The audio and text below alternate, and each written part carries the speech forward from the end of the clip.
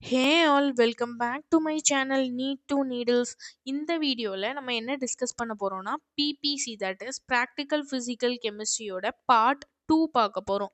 Part 2 is nothing but acid base titrations தான் deal பண்ண போறோம். இது பார்த்துடலாமா? ஆசிட் பேஸ் டைட்ரேஷன்ஸ் பொறுத்த வரைக்கும் கலர் ரொம்ப ரொம்ப ரொம்ப இம்பார்ட்டண்ட். எந்த இண்டிகேட்டர் எந்த கலர் கொடுக்குங்கிறது ரொம்ப ரொம்ப இம்பார்ட்டண்ட். ஈக்குவலி எல்லாமே இம்பார்ட்டண்ட் தான், பட் ஸ்டில் இதில் ரொம்ப இம்பார்ட்டண்ட் ஆனது நமக்கு நம்பர் ஆஃப் கிராம் ஈக்குவலன்ஸ் வச்சு சால்வ் பண்ணுற கொஷின்ஸ் தான் ரொம்ப ரொம்ப இம்பார்ட்டண்ட். இப்போது ஆசிட் பேஸ் டைட்ரேஷன்ஸ் பார்த்துடலாமா? ஃபஸ்ட்டு பிஹெச் ஸ்கேல் பார்த்துடலாம். தட் இஸ் 4 to 6.5, அப்புறம் 7.5 இருக்குது, அப்புறம் 10 இருக்குது. 4 and 10. 4 to 10 strong acid strong பேஸாக இருக்க போகிறது.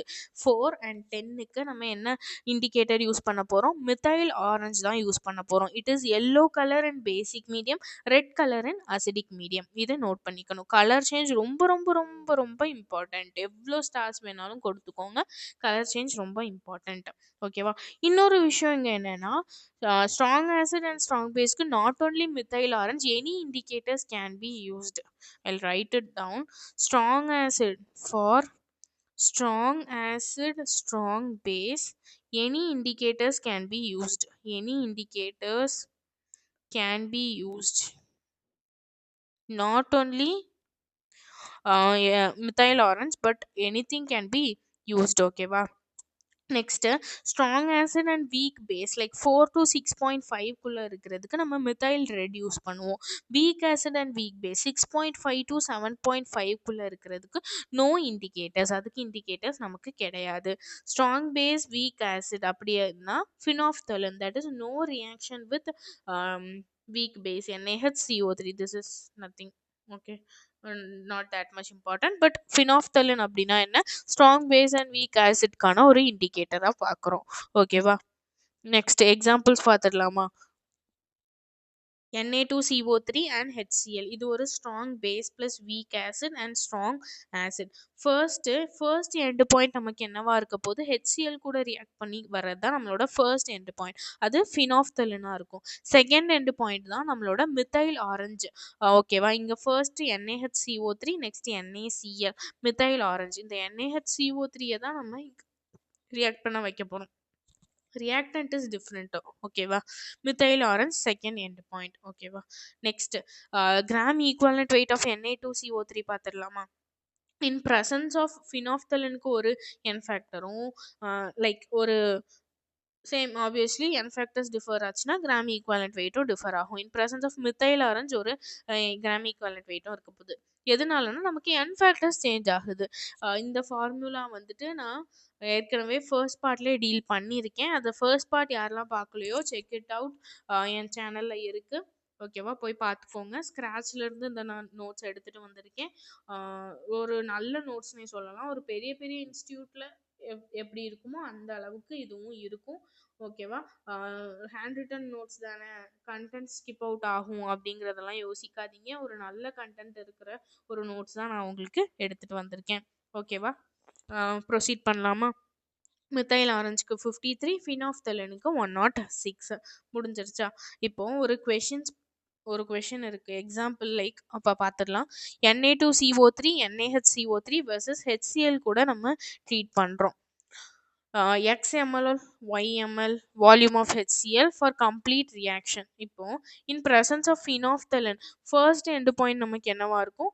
X/2 இருக்க போகுது. லைக் பாதி தான் நமக்கு ரியாக்ட் ஆகும். இன் ப்ரெசன்ஸ் ஆஃப் ஃபினாஃப்தலின் பாதி தான் ரியாக்ட் ஆக போகுது. In presence of methyl orange என்ன இருக்க போகுது? Na2CO3 பாதி ரியாக்ட் ஆகிருக்கும், ப்ளஸ் NaHCO3 ஃபுல்லாகவே ரியாக்ட் ஆகும். இது இப்போ கன்ஃபியூஷனாக இருக்கலாம், பட் இதுக்கு அப்புறம் ஒரு கண்டென்ட் இருக்குது. அதை பார்க்கும்போது இது உங்களுக்கு நல்லாவே புரியும். In presence of methyl orange only அப்படின்னா மித்தைல் ஆரஞ்சு மட்டும் தான் யூஸ் பண்ணுறோம். இது வந்துட்டு ரொம்ப ஸ்ட்ராங்கான இண்டிகேட்டர். ஸோ X+Y ரெண்டுமே கம்ப்ளீட்டாக நமக்கு ரியாக்ட் ஆகிடும். ஃபினாஃப்தலினுக்கு பாதி தான் ரியாக்ட் ஆக போகுது.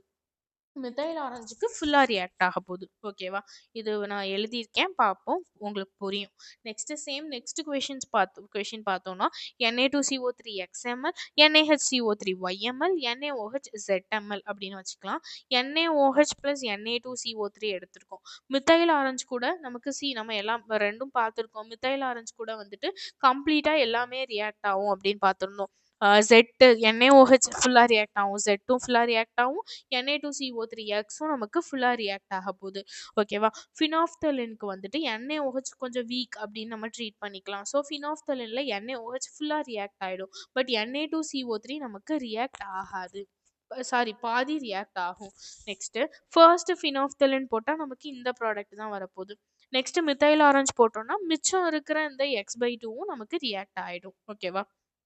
Same for NaOH and NaHCO3. Methyl ஆரஞ்சுக்கு என்ன எடுத்தாலுமே ஃபுல்லாகவே ரியாக்ட் ஆக போகுது. ஃபினாப்தலினுக்கு NaOH ஃபுல்லாக ரியாக்ட் ஆகிடும். பட் NaHCO3 ரியாக்ட் ஆகாது. இங்கே பார்த்துருந்தோம். Y நமக்கு இல்லை. Y is not there over here. So Y react ஆகாது. ஃபர்ஸ்ட் ஃபினாப்தலின் எடுத்திருந்தோம்னா Z சேம் ரியாக்ட் ஆயிருக்கும். நெக்ஸ்ட் மித்தைல் ஆரஞ்சு கூட எல்லாமே ரியாக்ட் ஆக போகுது. கரெக்டாக மிச்சம் இருக்கிற அந்த NaHCO3யும் நமக்கு ஒய்யா ரியாக்ட் ஆக போகுது. Next third Na2CO3 plus NaHCO3 பார்த்தோம்னா X plus Y சேம் எல்லாமே ரியாக்ட் ஆகும். ஃபினாப்தலினுக்கு X/2 சேம் Na2CO3 ஃபர்ஸ்டே பார்த்துருவேன். X/2 Y ரியாக்ட் ஆகாது. ஃபர்ஸ்ட் ஃபினாப்தலின் யூஸ் பண்ணியிருந்தோம்னா X/2 ரியாக்ட் ஆயிடுச்சா? நெக்ஸ்ட் மித்தைல் ஆரஞ்சுக்கு எல்லாமே ரியாக்ட் ஆகும். X/2 plus Y முடிஞ்சிருச்சு. நெக்ஸ்ட் இதுதான் பார்த்துடலாம். இதுதான் அந்த ஹிண்ட். லைக் மேலே இருக்கிறத ஷார்ட்டாக எழுதியிருக்கேன். புரியிற மாதிரி எழுதியிருக்கேன். NaOH react full with both, that is phenolphthalein and methyl orange கூட கம்ப்ளீட்டா ரியாக்ட் ஆகும். Na2CO3 அப்படி கிடையாது. React half with phenolphthalein, change to NaHCO3, then next react full with methyl orange. நமக்கு என்ன தெரியும்? மித்தைல் ஆரஞ்சு கூட NaHCO3 ஃபுல்லா ரியாக்ட் ஆகும். ஸோ மித்தைல் ஆரஞ்சு கூட எல்லாமே ஃபுல்லா தான் ரியாக்ட் ஆகும்.